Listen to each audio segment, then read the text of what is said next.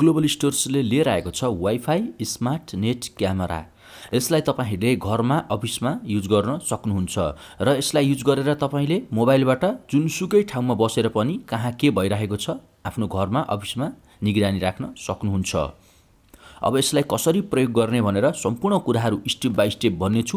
कृपया भिडियोमा अन्तिमसम्म रहिरहनु होला। र यदि तपाईहरू हाम्रो च्यानलमा नयाँ हुनुहुन्छ भने भिडियोलाई एक लाइक गरी च्यानललाई सब्स्क्राइब गर्न नबिर्सिनु होला। यसरी नै नयाँ नयाँ कन्टेन्टहरू लिएर हामी तपाईहरुको सामने उपस्थित हुने नै छौं। ओके, अब ढिला नगरिकन भिडियोलाई अगाडि बढाउँ। मैले यसलाई बक्सबाट निकालेर सम्पूर्ण कुराहरू तपाईहरुलाई देखाउने छु। सबैभन्दा पहिला म यो बक्स खोल्छु। हेर्नुस्, यसरी मैले बक्स खोलिसके। यो भित्र यस्तो खालको हुन्छ।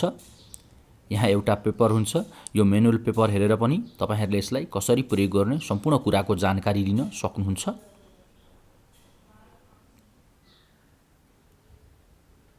र यो चाहिँ तपाईको भित्तामा अड्काउनको लागि हो। यो क्यामेरालाई जहाँ राख्ने हो त्यसलाई यो राख्नुपर्ने हुन्छ सबैभन्दा पहिला। र यो चाहिँ चार्जर रहेको छ। चार्जर सेट नै आउँछ यसमा।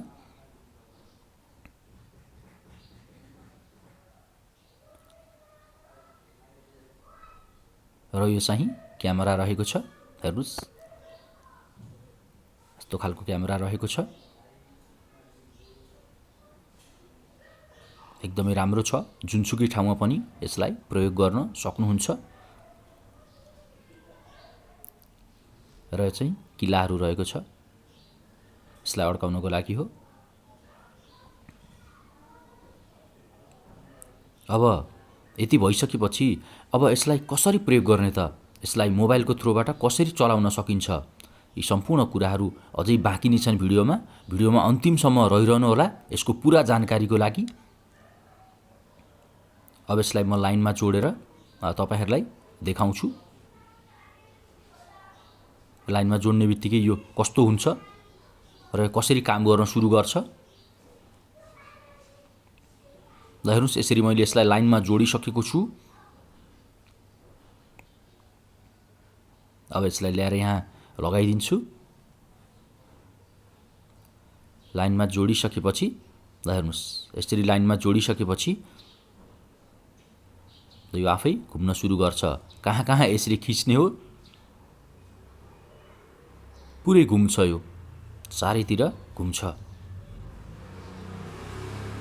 ओके, अब यति भइसकेपछि यसलाई मोबाइलमा एप डाउनलोड गरेर कसरी यसलाई कनेक्ट गर्न सकिन्छ यी सब कुराहरू पनि यो भिडियोमा भन्ने छु। अब मोबाइलको स्क्रिनतर्फ म जाउँ। यसरी मैले यो ट्याबमा यसलाई कनेक्ट गर्न लागेको छु। प्ले स्टोरमा गएर v380 भनेर टाइप गर्नुभयो भने यो एप आफै आउँछ र यसलाई डाउनलोड गर्न सक्नुहुनेछ। अब यो एपलाई म खोल्न गइरहेको छु। यसरी सबैभन्दा पहिला यो एपलाई खोलेपछि तपाईले यसलाई ओके गर्नुपर्ने हुन्छ।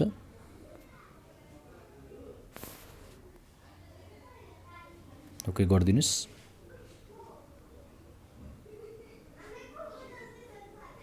यति गरिसकेपछि एलाउ गरिदिनुस्।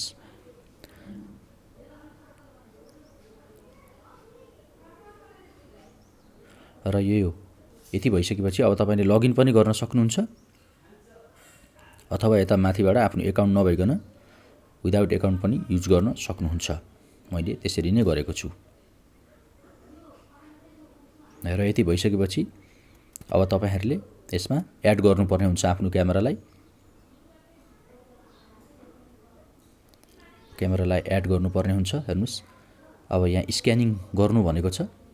हाम्रो त्यो क्यामेराका पछाडिपट्टिको भागमा रहेको छ। त्यसलाई हामीले स्क्यान गर्नुपर्ने हुन्छ। अब म स्क्यानिङ गरेर तपाईहरुलाई देखाउँछु।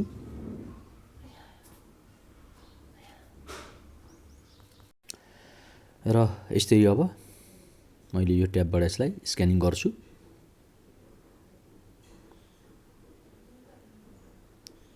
यसरी स्क्यानिङ गरिसकेपछि हेर्नुस्,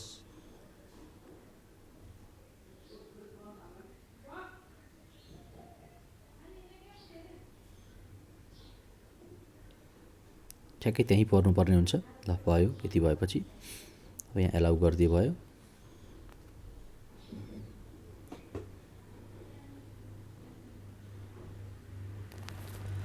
अब यति भइसकेपछि अब हामीले यसलाई सजिलै कनेक्ट गर्न सकिन्छ। कहिलेकाहीँ एकपटकमा भएन भने फेरि गर्नुपर्ने हुन्छ र यसमा वाइफाई पनि कनेक्ट गर्नुपर्ने हुन्छ। वाइफाईको पनि पासवर्ड यसमा लगाउनु पर्ने हुन्छ।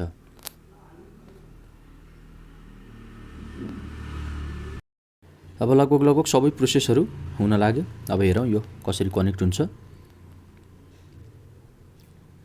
अझै पनि अप्सन त देखाएको छैन। तपाईहरुले कनेक्सन गर्ने बेलामा नि यस्तो समस्या आउन सक्छ। कृपया ध्यान दिएर हेर्नुहोला। हेर्नुस् बल्ल देखायो कि जस्तो छ है। यो त हैन।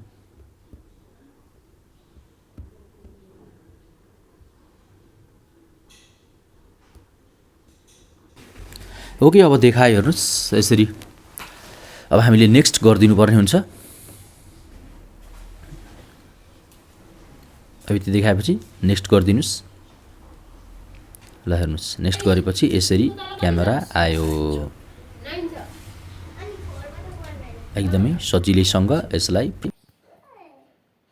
र यदि तपाईहरु यो सामान खरिद गर्न चाहनुहुन्छ भने ग्लोबल स्टोर्समा सम्पर्क गर्न सक्नुहुनेछ अथवा 9846635891 मा सम्पर्क गरेर आफ्नो अर्डर बुक गराउन सक्नुहुनेछ।